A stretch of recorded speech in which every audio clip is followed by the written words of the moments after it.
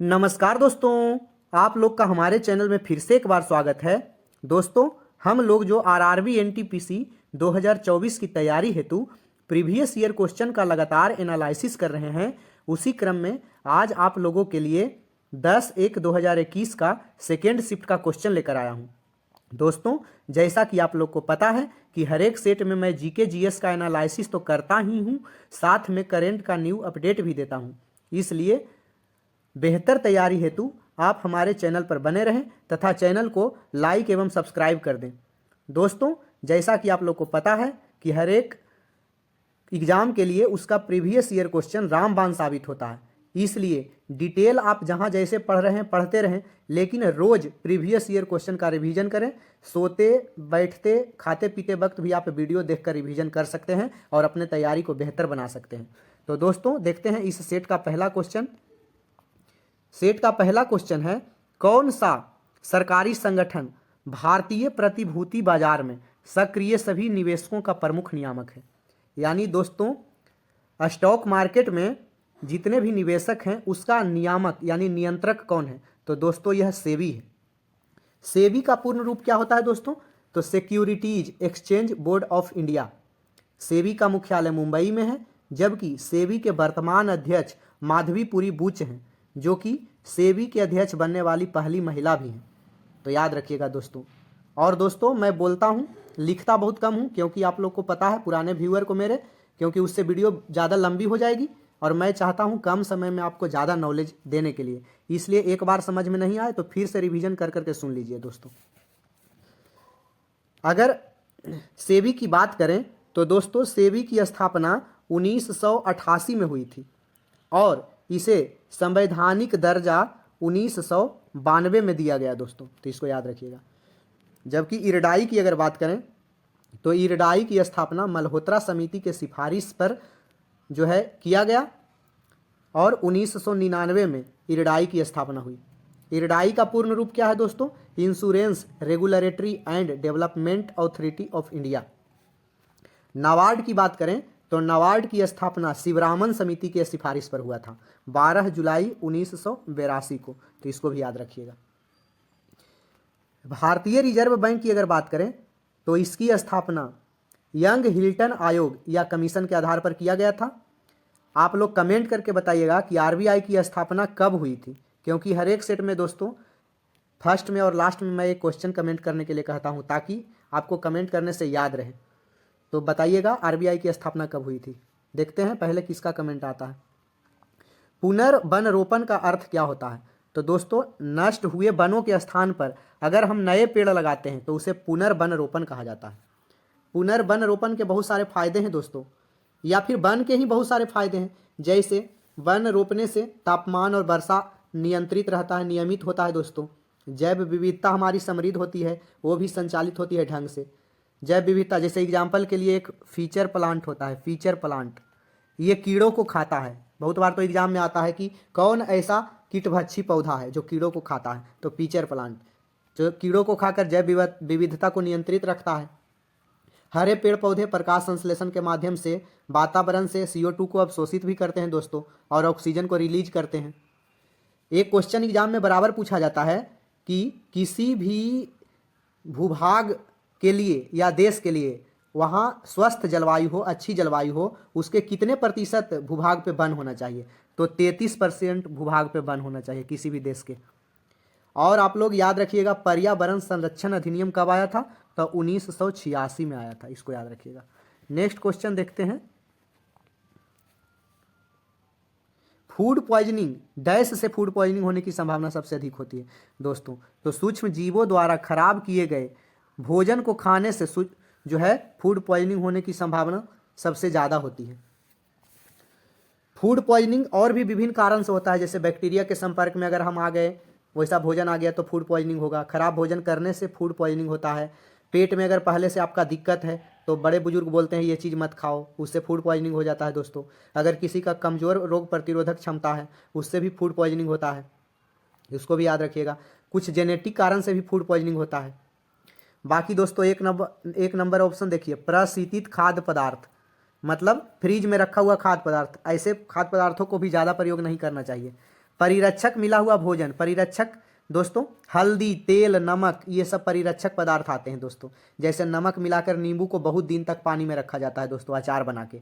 ऐसे आप पानी में नींबू को डालिए, सड़ जाएगा। तो इसलिए नमक को, तेल को, चीनी को, ये सब को खाद्य परिरक्षक कहा जाता है। सोडियम बेंजोएट भी खाद्य परिरक्षक के अंतर्गत आता है दोस्तों। नेक्स्ट क्वेश्चन देखते हैं, कोबोल का पूर्ण रूप क्या है? तो कोबोल का पूर्ण रूप कॉमन बिजनेस ओरिएंटेड लैंग्वेज। हर एक सेट में दोस्तों कंप्यूटर से 1-2 क्वेश्चन रहता है, इसलिए 2 क्वेश्चन के लिए ज़्यादा टाइम देना जरूरी नहीं है। समझदारी ये है कि जितना प्रीवियस ईयर क्वेश्चन का कंप्यूटर से जुड़ा क्वेश्चन है सभी को रट जाइएगा, नहीं तो 2 क्वेश्चन के चक्कर में बहुत ज़्यादा टाइम लगेगा कंप्यूटर पढ़ने में। अगर पहले से नॉलेज है या फिर आप पढ़ रहे हैं तो और अच्छी बात है।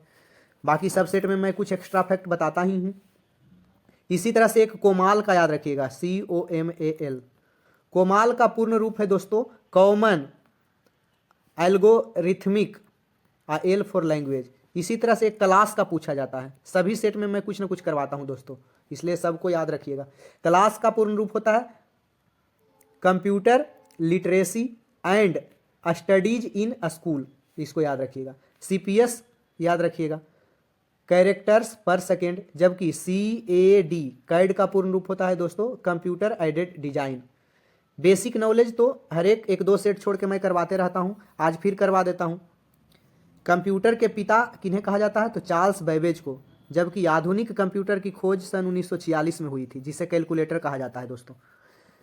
भारत में बना सबसे पहला कंप्यूटर सिद्धार्थ है, उसका नाम सिद्धार्थ है, जो बेंगलुरु के प्रधान डाकघर में लगाया गया था 1986 में। जबकि भारत में सबसे पहला कंप्यूटर कलकत्ता में लगाया गया था दोस्तों। नेक्स्ट क्वेश्चन देखते हैं, प्रधानमंत्री जन धन योजना की शुरुआत किसने की? हर एक पिछला सेट में भी बहुत सारा योजनाओं को करवा दिया था, इसलिए आज हम निकलेंगे। प्रधानमंत्री जन धन योजना की शुरुआत नरेंद्र मोदी ने किया था दोस्तों। कब किया था? तो सन 2014 में किया था। और इस योजना के तहत लाभार्थी का दोस्तों बैंक अकाउंट खुलवाया जाता था, तो इसको याद रखिएगा। जबकि अटल बिहारी वाजपेयी से एक क्वेश्चन बनता है, मेरी 51 कविताएं के रचनाकार कौन हैं? तो ये अटल बिहारी वाजपेयी हैं। और मनमोहन सिंह का भी हाल में निधन हो गया है, और ये भारत में आर्थिक उदारीकरण के इन्हें जनक कहा जाता था। नेक्स्ट क्वेश्चन देखते हैं, प्राचीन समय में किसी व्यक्ति को वस्तु के साथ तौला जाता था और उसी भार के मात्रा उस वस्तु को दान कर दिया जाता था, इस प्रथा को क्या बुलाया जाता था? पहले के राजा महाराजा लोग अपने बेटे के जन्मदिन पे या कुछ खास अवसरों पे अपने प्रिय व्यक्ति के को तौलते थे, उसके बराबर सोना या चांदी दान कर देते थे दोस्तों, उसको तुला भार कहा जाता था। यह दोस्तों पौराणिक मान्यताओं के अनुसार तुला दान या तुला भार भगवान श्री कृष्ण से जुड़ा हुआ है। नंद बाबा ऐसा करते थे, कृष्ण के बराबर दान करते थे। अच्छा, इसी तरह से जल्लीकट्टू के बारे में अगर जानते हैं, जल्लीकट्टू जो है तमिलनाडु का त्यौहार है दोस्तों। और तुला भार बाद में याद रखिएगा, मुगल शासक भी कुछ अपनाया था इसको। नेक्स्ट क्वेश्चन देखते हैं, निम्नलिखित में कौन सी बात मार्च 1931 में हस्ताक्षरित गांधी इरविन समझौते में उल्लिखित थी, मतलब लिखा हुआ था? तो इसको बेसिक थोड़ा समझते हैं दोस्तों। गांधी जी और वायसराय लॉर्ड इरविन के बीच 5 मार्च 1931 में एक दिल्ली में समझौता हुआ था, उसे गांधी इरविन समझौता कहा जाता है। चूंकि यह दिल्ली में हुआ था इसलिए इसे दिल्ली समझौता भी कहा जाता है। सरोजनी नायडू ने इस समझौते को 2 महात्माओं का मिलन भी कहा था। इसमें बहुत सारा मांगा गया था, उसमें कुछ मांगों को मान लिया गया था इरविन के द्वारा। जैसे जिन राजनीतिक बंदियों पर हिंसा के आरोप है उसको छोड़ के बाकी को रिहा कर दिया जाएगा। भारतीय लोग समुद्र के किनारे नमक बना सकते हैं। भारतीय लोग शराब चाहे विदेशी वस्त्रों की दुकान पर कानून के सीमा के भीतर धरना दे सकते हैं। या सरकारी नौकरी से जो त्याग पत्र दिया जाएगा उसके प्रति सरकार जो है दरिया दिली दिखाएगी, उदारता दिखाएगी, ये सब। तो इसमें उल्लिखित क्या थी? तो सविनय अवज्ञा आंदोलन वापस लिया जाएगा, ये भी लिखा हुआ था उस मांगों में। नेक्स्ट क्वेश्चन, बिहार और नेपाल के मिथिला क्षेत्र में किस भारतीय कला का जो है रूप प्रचलन है? तो बिहार और नेपाल के मिथिला क्षेत्र में मधुबनी पेंटिंग प्रचलित है दोस्तों। यह चित्रकला जन्म दिवस पे, विवाह पर, ये सब विभिन्न त्योहारों पर सजाया जाता है। और पारंपरिक रूप से इन्हें गाय के गोबर, मिट्टी ये सब से लेप उप कर बनाया जाता है दोस्तों। इसमें कोई छाया का प्रभाव नहीं बनता है, इसलिए इसको 2D कहते हैं, द्विआयामी। जैसे बहुत सारे फिगर 3D में होते हैं, त्रिविमीय, उसी तरह से ये 2 विमीय होता है, 2D। जगदम्बा देवी, बउआ देवी, भारती दयाल, गंगा देवी, महासुंदरी देवी, ये सब इसके प्रसिद्ध चित्रकार हैं जिनका कि बराबर एग्जाम में पूछता है। और इस चित्रकला को GI टैग भी मिल चुका है दोस्तों। जबकि पट्टचित्र पेंटिंग की अगर बात करें तो यह उड़ीसा का है, और तंजौर आर्ट जो है यह तमिलनाडु का है। नेक्स्ट क्वेश्चन देखते हैं। अक्टूबर 2020 के अनुसार भारत के उपराष्ट्रपति कौन हैं? तो दोस्तों उस अक्टूबर 2020 के अनुसार भारत के उपराष्ट्रपति एम वेंकैया नायडू जी हैं, जो 7 अगस्त 2022 को चुने गए थे। ये 14वें क्रम के हैं। जबकि राष्ट्रपति की बात करें तो प्रेसिडेंट हमारे द्रौपदी मुर्मू जी हैं और 15वें क्रम के ये हैं। उसी तरह से PM की अगर बात करें तो नरेंद्र मोदी जी हैं और ये भी 15वें क्रम के हैं, तो इसको याद रखिएगा। भारत के पहले उपराष्ट्रपति कौन थे? तो सर्वपल्ली राधाकृष्णन थे, जिन्हें 1954 में भारत रत्न भी दिया गया था। BV गिरी भारत के पहले उपराष्ट्रपति थे जिन्होंने राष्ट्रपति के निधन के बाद कार्यवाहक राष्ट्रपति बने थे। और एक पूछता है कि कौन ऐसे मुख्य न्यायाधीश रहे जो राष्ट्रपति के पदभार का ग्रहण किए? तो न्यायमूर्ति M हिदायतुल्लाह कार्यवाहक के रूप में संभाले थे। 2020 में इंडियन प्रीमियर लीग का कौन सा संस्करण खेला गया था? तो दोस्तों 2020 में 13वां सीजन खेला गया था। जबकि वर्ष 2024 में इंडियन प्रीमियर लीग का 17वां जो है संस्करण खेला गया, और यह टाटा कंपनी द्वारा प्रायोजित किया गया था। इसमें दोस्तों KKR यानी कोलकाता नाइट राइडर्स ने सनराइजर्स हैदराबाद को SRH को हराकर यह खिताब तीसरा बार ये जीत गया KKR। अगर पूछे आपसे कि IPL सबसे पहले कब खेला गया था? तो दोस्तों 2008 में IPL सबसे पहला बार खेला गया था, तो इसको याद रखिएगा। और IPL 2023 का विजेता चेन्नई सुपर किंग्स था, वो 5वां बार जीत गया था, तो इसको भी याद रखिएगा। नेक्स्ट क्वेश्चन देखते हैं। मानुषी छिल्लर ने मिस वर्ल्ड 2017 का खिताब किस देश में जीता था? तो दोस्तों मानुषी छिल्लर ने मिस वर्ल्ड 2017 का खिताब चीन के सान्या प्रांत में हुआ था, उसी में जीता था। मानुषी छिल्लर भारत के हरियाणा राज्य से संबंधित है। भारत की पहली मिस वर्ल्ड कौन थी दोस्तों? तो कुमारी रीता फारिया, उन्हें 1966 में उन्होंने मिस वर्ल्ड का खिताब जीता था। अब 2024 की अगर बात करें तो 2024 में मिस वर्ल्ड का आयोजन कहाँ किया गया था? तो याद रखिएगा भारत में, और चेक गणराज्य देश की जो है क्रिस्टीन पिस्जकोवा, यही 2024 का मिस वर्ल्ड का खिताब जीती है, तो इसको याद रखिएगा। नेक्स्ट क्वेश्चन देखते हैं। सतीश धवन अंतरिक्ष केंद्र श्रीहरिकोटा किस राज्य में स्थित है? तो यह आंध्र प्रदेश में है दोस्तों। 1972 से 1989 के दौरान इसरो के जो अध्यक्ष थे प्रोफेसर सतीश धवन, उन्हीं के नाम पे श्रीहरिकोटा में अंतरिक्ष केंद्र का नाम रखा गया, जो आंध्र प्रदेश में है। अच्छा, भारत की अंतरिक्ष एजेंसी मुख्य रूप से इसरो है, ISRO, इसका पूर्ण रूप है इंडियन स्पेस रिसर्च ऑर्गेनाइजेशन। इसकी स्थापना दोस्तों 15 अगस्त 1969 को की गई थी, और इसके वर्तमान अध्यक्ष अभी B नारायणन है। एक पूछता है दोस्तों थुम्बा रॉकेट लॉन्चिंग स्टेशन कहाँ है? तो केरल के तिरुवनंतपुरम में है। अच्छा, इसरो का मुख्यालय कहाँ है दोस्तों? तो इसका मुख्यालय बेंगलुरु में है। कुछ संस्थान के बारे में आप सुन लीजिए, जैसे विक्रम साराभाई अंतरिक्ष केंद्र कहाँ है? तो दोस्तों तिरुवनंतपुरम में है। सतीश धवन अंतरिक्ष केंद्र श्रीहरिकोटा आंध्र प्रदेश में है, जो कि अभी चर्चा हो गया। अंतरिक्ष अनुप्रयोग केंद्र भारत में कहाँ है? तो अहमदाबाद में है। और इसरो उपग्रह अनुप्रयोग केंद्र पूछेगा तो बेंगलुरु में है। नेक्स्ट क्वेश्चन देखते हैं। अक्टूबर 2020 के अनुसार पुरुषों की भारतीय हॉकी टीम का कप्तान कौन है? तो दोस्तों मनप्रीत सिंह है 2020 के अनुसार। जबकि 2024 में भारतीय हॉकी पुरुष टीम के वर्तमान कप्तान हरमनप्रीत हैं, ये चौथा नंबर ऑप्शन, हरमनप्रीत सिंह।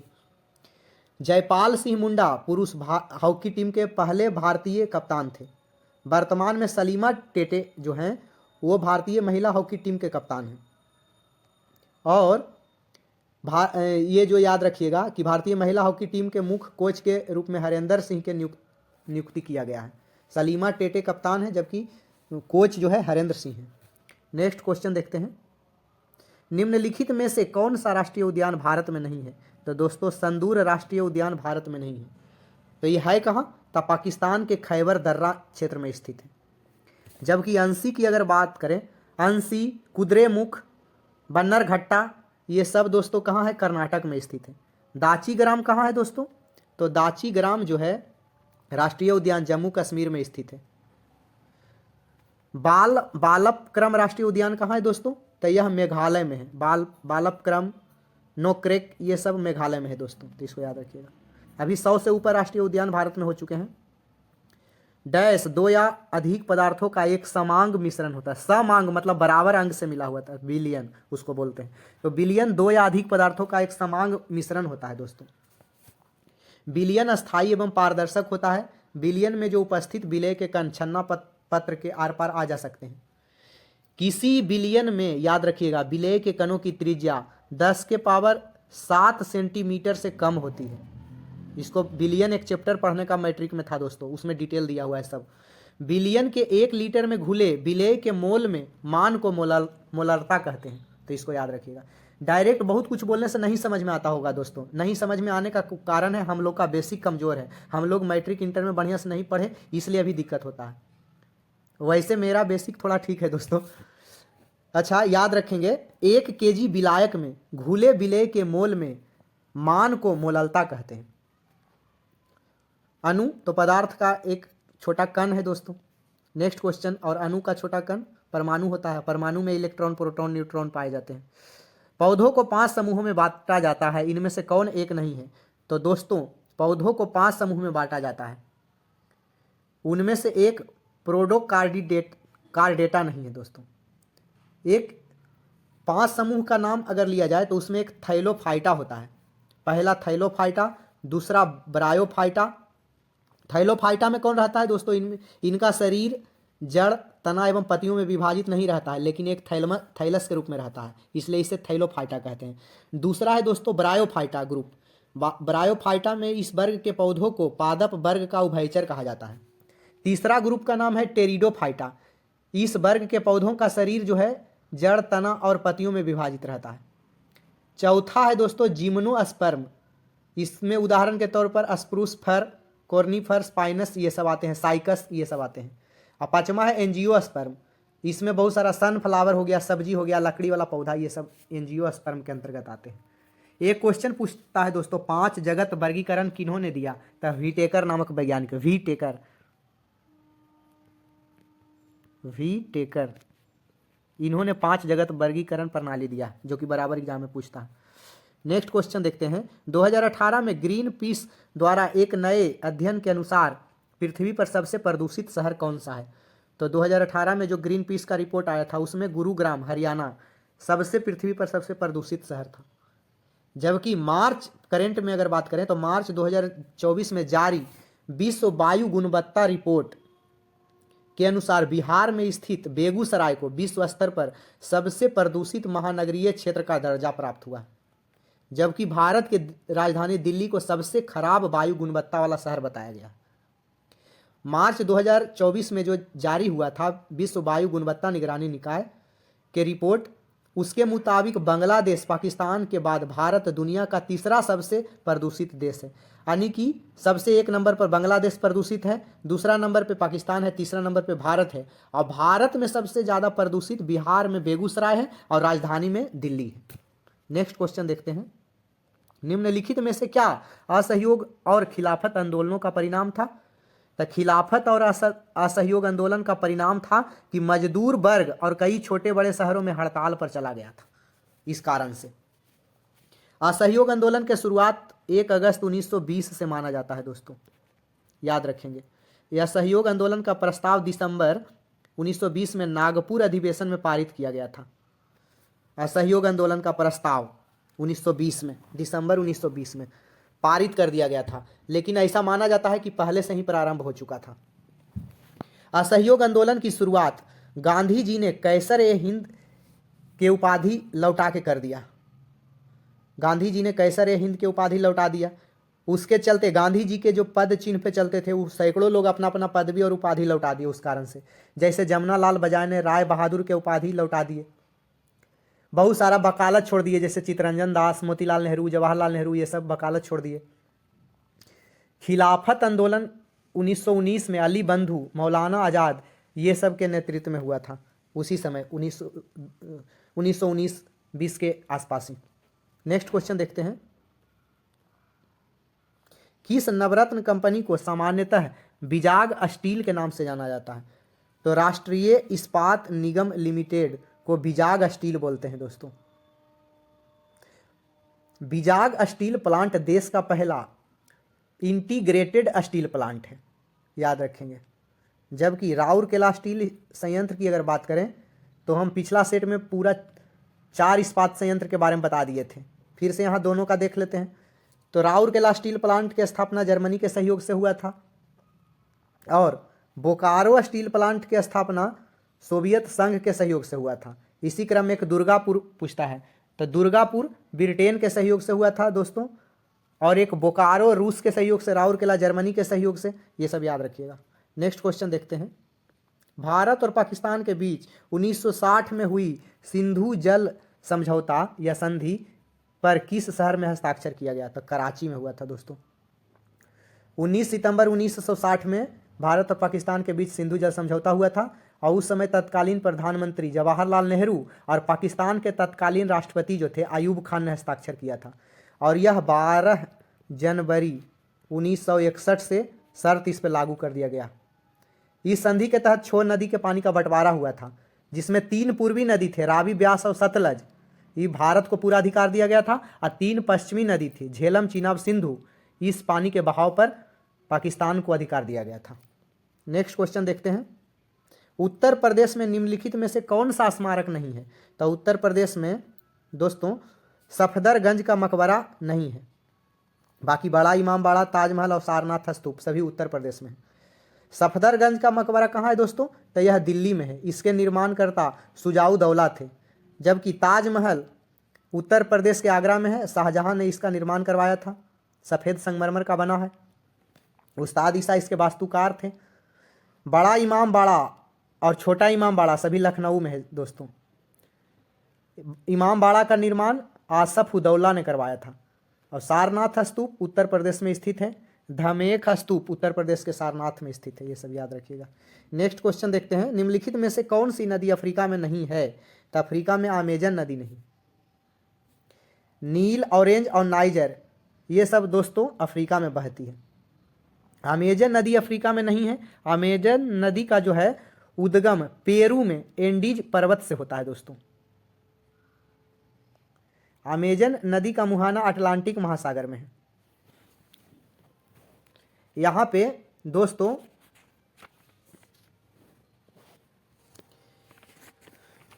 देखते हैं, अमेजन नदी का अपवाह क्षेत्र व जल आयतन की दृष्टि से विश्व की सबसे बड़ी व दूसरी सबसे लंबी नदी है।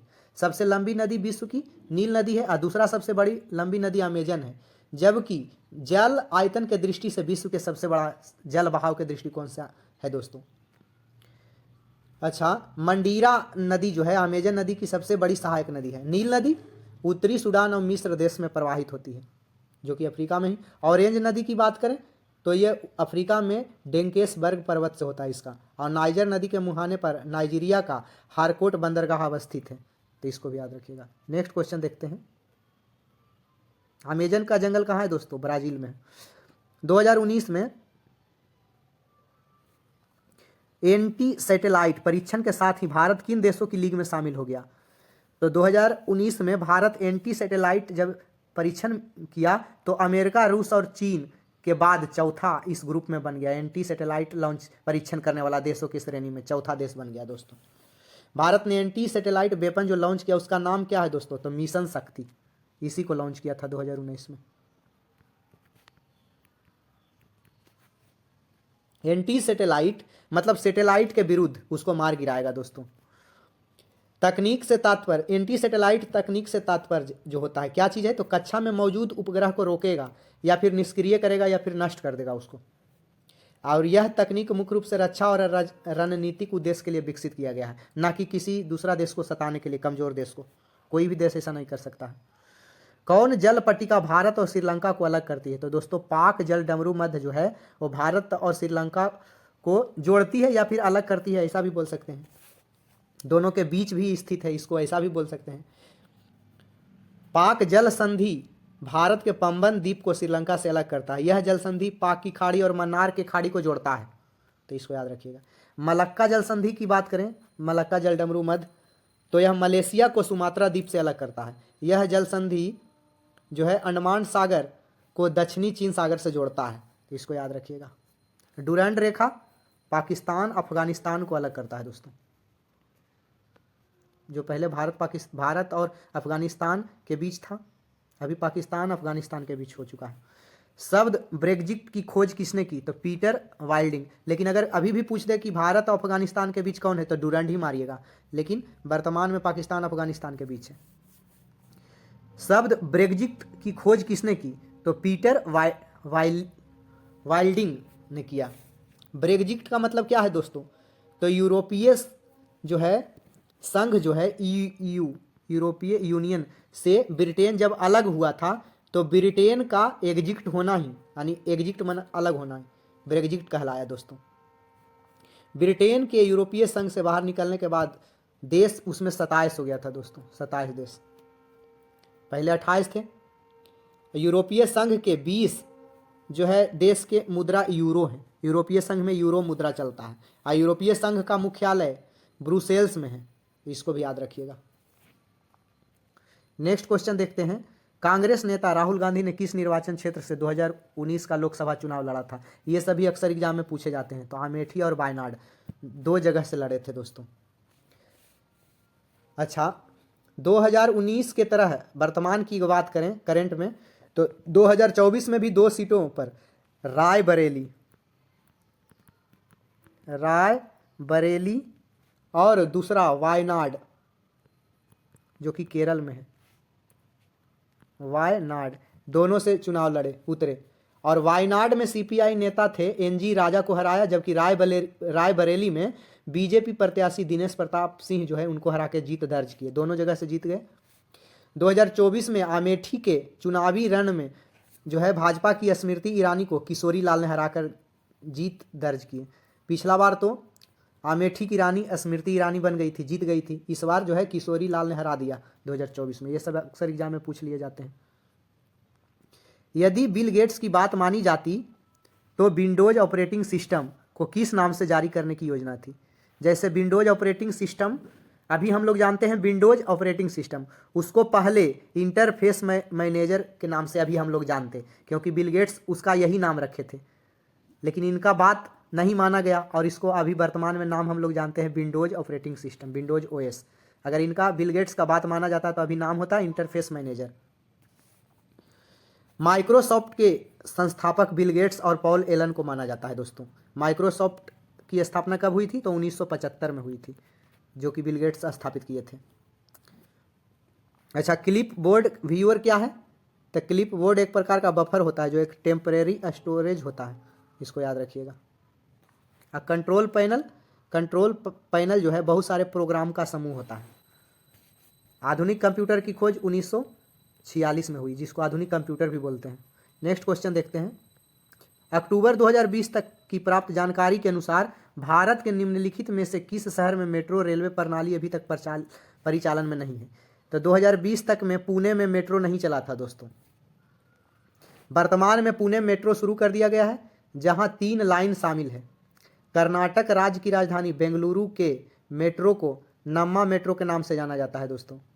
चीन, अमेरिका और दक्षिण कोरिया के बाद भारत का मेट्रो नेटवर्क मामले में दुनिया में चौथा सबसे लंबा मेट्रो वाला देश बन गया है।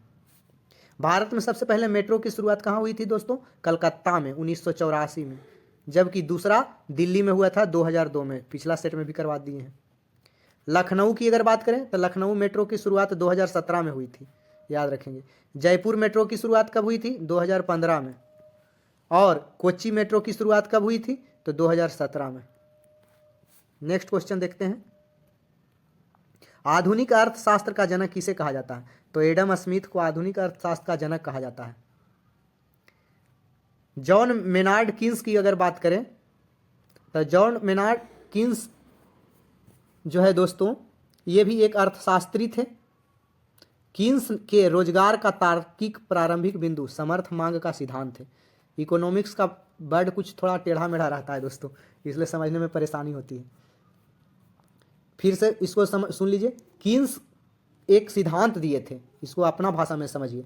रोजगार के तार्किक प्रारंभिक बिंदु का समर्थ मांग, इसी सिद्धांत के प्रतिपादक कीन्स थे।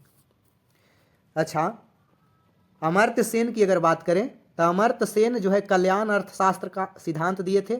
इसी कारण से 1998 में इनको नोबेल पुरस्कार भी दिया गया था। जबकि मनमोहन सिंह भी अर्थशास्त्री थे, इन्होंने भारत को डूबती अर्थव्यवस्था से बचाया था दोस्तों। आर्थिक उदारीकरण का जनक भी इस कारण से इनको कहा जाता है। नेक्स्ट क्वेश्चन देखते हैं। मीनामाता कन्वेंशन को किस भारी धातु के उत्सर्जन पर ध्यान दिलाने के लिए 2013 में जापान में आयोजित किया गया था? मीनामाता एक बीमारी है दोस्तों। यो तो मीनामाता एक मीटिंग किया गया मीनामाता नाम से, कहाँ? तो जापान में 2013 में। तो मीनामाता बीमारी किससे होता है? तो पारा। इसको याद रखिएगा, मीनामाता, माता का ट्रिक के तौर पे याद रखिएगा कि माता का पारा थोड़ा चढ़ गया है, वो मारेगी, बहुत मार मारेगी गलत काम करोगे तब। तो माता का पारा चढ़ गया था। मीनामाता रोग किस धातु के कारण होता है? तो पारा के कारण होता है, याद रखिएगा। उसी तरह से बहुत सारा कुछ कुछ पूछता है, जैसे इटाई रोग किस के कारण होता है? तो कैडमियम के कारण होता है। कोबाल्ट के बारे में आप लोग जानते हैं कि कोबाल्ट विटामिन B12 में पाया जाता है। विटामिन B12 को साइनोकोबाल्मिन भी कहा जाता है। अच्छा, सीसा से भी होता है दोस्तों। अभी कभी एग्जाम में पूछेगा कि मानसिक क्षमता को प्रभावित करने वाला कौन है? तो सीसा। आर्सेनिक के कारण ब्लैक फुट रोग होता है, इसको भी आप याद रखिएगा। निकिल, जस्ता, ये सब से भी बहुत सारे रोग होते हैं दोस्तों। नेक्स्ट क्वेश्चन देखते हैं।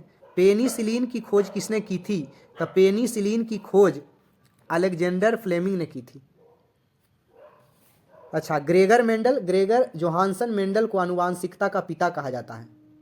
इन्होंने आनुवांशिकता का खोज किया था दोस्तों। जबकि चार्ल्स डार्विन को प्राकृतिक वरण का सिद्धांत किन्होंने दिया था? ऐसा क्वेश्चन पूछता है। या प्राकृतिक चयन का सिद्धांत तो चार्ल्स डार्विन के द्वारा दिया गया था। लुई पास्चर के बारे में आप लोग पढ़े होंगे, रेबीज के टीके के खोज किए थे। और पाश्चुरीकरण, दूध का जो पाश्चुराइजेशन किया जाता है, उसका भी खोज लुई पास्चर के द्वारा ही किया गया था। और रेबीज के टीका को, जो कि पागल कुत्ता के काटने से होता है दोस्तों। नेक्स्ट क्वेश्चन देखते हैं। किस देश में दुनिया का सबसे लंबा लिखित संविधान है? तो दोस्तों, भारत में दुनिया का सबसे लंबा लिखित संविधान है। भारतीय संविधान का अधिकांश भाग भारत शासन अधिनियम 1935 से लिया गया, बहुत अधिकांश। और भी बहुत सारे देशों से सब कुछ लिया गया, जैसे मौलिक अधिकार अमेरिका अधिकार पत्र से लिया गया, अमेरिकन से, तो अमेरिका से। राज्य के नीति निर्देशक तत्व आयरिश संविधान से लिया गया। मंत्रिमंडलीय सरकार ब्रिटिश संविधान से लिया गया। एकल नागरिकता ब्रिटिश संविधान से लिया गया। केंद्र राज्य संबंध कनाडा के संविधान से लिया गया। तो ये सब दोस्तों बहुत सारा एग्जाम में पूछा जाता है। भारत बराबर एक क्वेश्चन पूछा जाता है कि मूल संविधान में कितनी अनुसूचियां थी? तो मूल संविधान में 8 अनुसूचियां थी दोस्तों।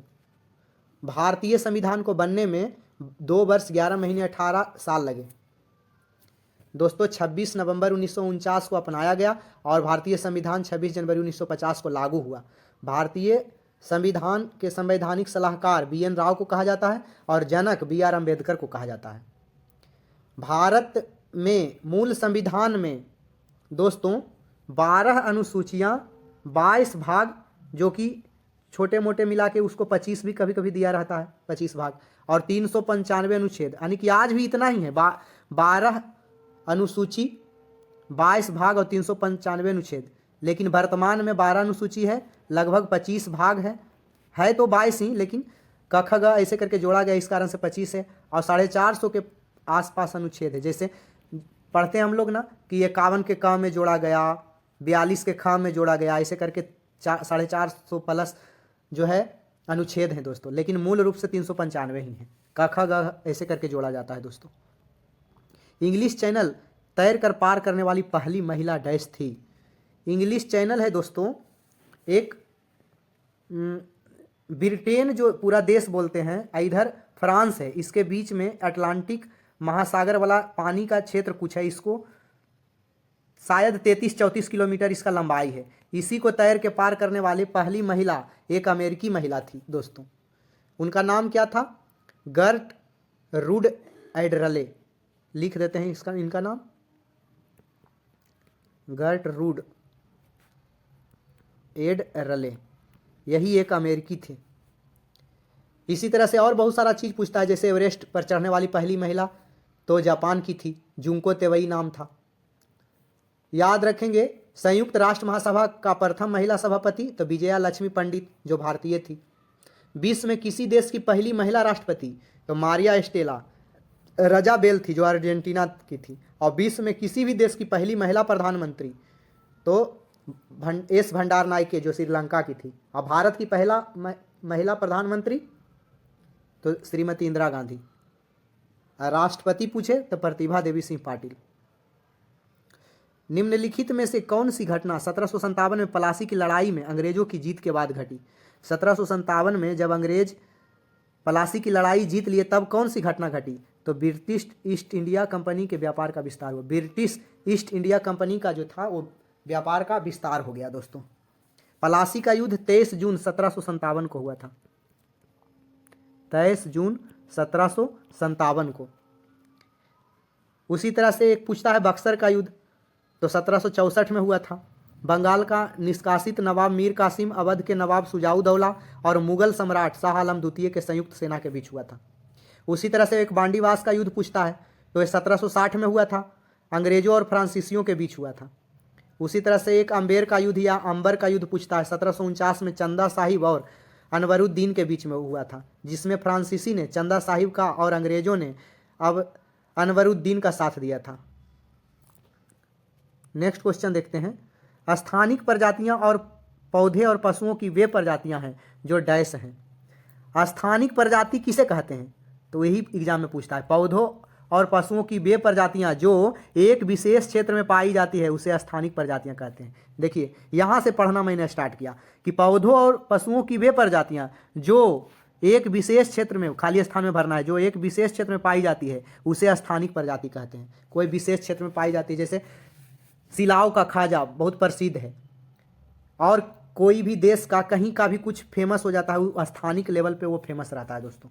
मालदा का आम फेमस होता है दोस्तों। उसी तरह से स्थानिक प्रजातियां प्राकृतिक बाधाओं की उपस्थिति के कारण उत्पन्न होती है। एक होता है दोस्तों IUCN, international union for conservation of conservation for nature. इसके लिए बनाया गया था दोस्तों। 1948 में इसका स्थापना किया था। किस लिए? क्योंकि जो संकटग्रस्त प्रजाति हैं उसको संरक्षण देने के लिए। इसलिए हमको याद आ गया तो इसको हम बोल दिए। IUCN का मुख्यालय कहाँ है दोस्तों? तो स्विट्जरलैंड के ग्लांड में है। स्विट्जरलैंड देश के ग्लांड में। किसी भौगोलिक क्षेत्र में जीवों में पाए जाने वाली विविधता को जैव विविधता कहते हैं। इसलिए प्रकृति में संतुलन बना रहे इसलिए जैव विविधता बहुत इंपॉर्टेंट होता है। IUCN में रेड डाटा माने संकटग्रस्त जीव को रेड डाटा सूची के अंतर्गत रखते हैं। IUCN में उसका रेड डाटा सूची का वर्णन किया हुआ है। नेक्स्ट क्वेश्चन देखते हैं। वर्ल्ड वाइड वेब में पंजीकृत पहला डोमेन क्या था? अभी हम लोग पढ़ें कंप्यूटर से रिलेटेड चीज कि www के आविष्कारक कौन है? Tim Berners Lee. लेकिन www.फलना.in जैसे www.india.gov.in ऐसे लिखते हैं। तो www एक समझिए आपका गाड़ी है, ट्रेन है, लेकिन ये यहाँ से लेके .com, यहाँ से लेके ये कॉम, ये सब सवारी है दोस्तों, जो कि इसका सहारा लेके चलता है www का। तो सबसे पहले www में पंजीकृत जो डोमेन नेम हुआ वो कौन था? तो ये symbolics.com इस पहला था दोस्तों।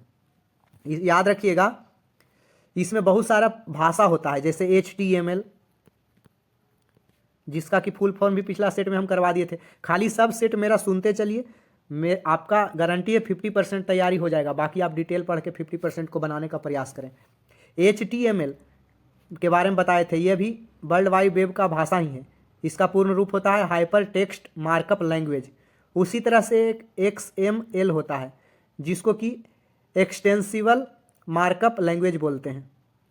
उसी तरह से जावा स्क्रिप्ट होता है, एक PHP होता है जिसको कि हाइपर टेक्स्ट प्री प्रोसेसर बोलते हैं, प्री प्रोसेसर। नेक्स्ट क्वेश्चन देखते हैं। ट्रंप प्रशासन ने अमेरिकी सरकारी एजेंसियों को किस चीनी प्रौद्योगिकी कंपनी के साथ व्यापार करने पर रोक लगा दी थी? ट्रंप सरकार जो था वो बोला कि हुवाई जो है उस कंपनी के साथ जो है अमेरिकी सरकार की एजेंसी जो है व्यापार नहीं करेगी, किसी भी प्रकार का कोई भी लेन देन या व्यापार नहीं करेगी, क्योंकि उस पर वो थोड़ा गुस्सा हो गया था उस समय दोस्तों, चर्चा में था बना हुआ हुवेई कंपनी। याद रखेंगे कि खास करके चीन और अमेरिका के बीच ट्रेड वॉर होता है, इस कारण से ऐसा किया जाता है। ट्रेड वॉर क्या होता है दोस्तों? तो जब एक देश का आयात शुल्क बढ़कर या दूसरे देश के आयात पर एक प्रतिबंध लगाकर दूसरे देश के खिलाफ जवाबी कार्रवाई करता है कोई भी देश, तो उसे ट्रेड वॉर कहते हैं। फिर से समझिए एक जनरल लैंग्वेज में, जब कोई देश किसी दूसरा देश के सामान पे ज़्यादा शुल्क लगा देता है या फिर उसके सामान को कुछ कारण से प्रतिबंधित करता है, तो इसको बोला जाता है कि आपस में दो देश ट्रेड वॉर में है, मतलब व्यापार का युद्ध चल रहा है दोनों के बीच। भारतीय नाभिकीय कार्यक्रम का जनक किसे कहा जाता है दोस्तों? अभी पीछे हुआ डॉक्टर जहांगीर होमी भाभा को कहा जाता है दोस्तों। भारतीय नाभिकीय कार्यक्रम का जनक डॉक्टर होमी भाभा को कहा जाता है। डॉक्टर जहांगीर होमी भाभा इनका पूरा नाम था। और बहुत सारे इसी तरह से नाभिकीय कार्यक्रम या ऊर्जा स्टेशन, परमाणु संयंत्र, ऊर्जा संयंत्र के बारे में पूछा जाता है, कौन कहाँ है? आप लोग सुन लीजिए, इंपॉर्टेंट है। तारापुर परमाणु ऊर्जा स्टेशन कहाँ है? महाराष्ट्र में है। रावत भाटा परमाणु ऊर्जा स्टेशन राजस्थान में है। नरौरा उत्तर प्रदेश में है। कैगा कर्नाटक में है। काकरापारा गुजरात में है। कुडनकुलम परमाणु ऊर्जा संयंत्र तमिलनाडु में है। कल्पक्कम तमिलनाडु में है। ये सब पूछता है अक्सर एग्जाम में दोस्तों। नेक्स्ट क्वेश्चन देखते हैं। निम्नलिखित में से किसने स्वदेशी आंदोलन के माध्यम से औपनिवेशिक शासन के उग्रवादी विरोध की वकालत नहीं की? तो गोपाल कृष्ण गोखले। कहता है इनमें से कौन, सिंपल भाषा में क्वेश्चन को समझिए कि औपनिवेशिक शासन काल के जो अंग्रेजों का शासन काल था उसमें उग्रवादी का सपोर्ट कौन ने किए थे? तो गोपाल कृष्ण गोखले। ये उदारवादी विचारधारा के थे स्वतंत्रता सेनानी। ये गोपाल कृष्ण गोखले महात्मा गांधी के राजनीतिक गुरु कहे जाते हैं, जबकि बाल गंगाधर तिलक, विपिन चंद्र पाल और लाला लाजपत राय, लाल बाल पाल तीनों का तिकड़ी है, जो कि उग्रवादी विचारधारा के संस्थापक हैं या फिर इसको प्रसिद्ध करने वाले हैं। और इनमें से एक आता है अरविंद घोष का भी नाम उग्रवादी विचारधारा में, जिनके बारे में बराबर एग्जाम में पूछा जाता है ऐसे कौन से स्वतंत्रता सेनानी हुए जो बाद में साधु बन गए? तो अरविंदो घोष। उग्र राष्ट्रवादी विचारधारा के प्रबल समर्थक तिलक थे, बाल गंगाधर तिलक। उन्होंने कहा था कि हमारा उद्देश्य आत्मनिर्भरता है, मतलब खुद निर्भर होना, भिक्षावृत्ति नहीं है, मतलब भिक्षा मांग के हमको आज़ादी नहीं लेना है, ऐसा इन्होंने कहा था। और गोपाल कृष्ण गोखले जो है ये बनारस अधिवेशन 1905 में कांग्रेस का जो है अध्यक्षता भी किए थे। नेक्स्ट क्वेश्चन देखते हैं। निम्नलिखित में से किसे भारतीय स्वतंत्रता के पहले युद्ध के तौर पर जाना गया? तो भारतीय स्वतंत्रता के पहले युद्ध के तौर पर 1857 का विद्रोह जाना गया। इसमें हुआ था तत्कालिक कारण दोस्तों चर्बी वाले कारतूस। चर्बी वाले कारतूस हुआ था कि अंग्रेज लोग जो है पुरानी ब्राउन बैस बंदूक के स्थान पर नया एनफील्ड राइफल मंगाया था, जिसमें गाय और सुअर के चर्बी मिलाया जाता था और उसको मुंह से काटना पड़ता था। इस कारण से लोग अपना धर्म भ्रष्ट ना हो, सभी धर्मों के लोग इसका विरोध करने लगे कि किसी के धर्म के साथ क्यों खिलवाड़ करेगा अंग्रेज। और इस वजह से मंगल पांडे ने अपने सेना के कमांडर को, अपने टुकड़ी के कमांडर को गोली मार दिया और उनको फांसी दे दिया गया 8 अप्रैल 1957 को। और यह क्रांति धीरे धीरे, यह जो है घटना धीरे धीरे क्रांति का रूप ली और 1857 की क्रांति का प्रारंभ 10 मई 1857 से मेरठ से माना जाता है। बहुत जगह से इसका नेतृत्व करता भी रहे, जैसे दिल्ली से बख्त खां नेतृत्व करता रहे, आरा से कुंवर सिंह बिहार में, कानपुर से नाना साहब, लखनऊ से बेगम हजरत महल, इलाहाबाद से लियाकत अली, पटना से पीर अली। ये सब आप लोग कमेंट करके एक बहुत फेमस क्वेश्चन का आंसर दीजिएगा। पिछला सेट में भी मैं करवा चुका हूँ कि 1857 के विद्रोह का प्रतीक क्या था। तो आज का सेट यहीं पे समाप्त करते हैं, फिर से मिलते हैं एक नए सेट के साथ। तब तक के लिए धन्यवाद।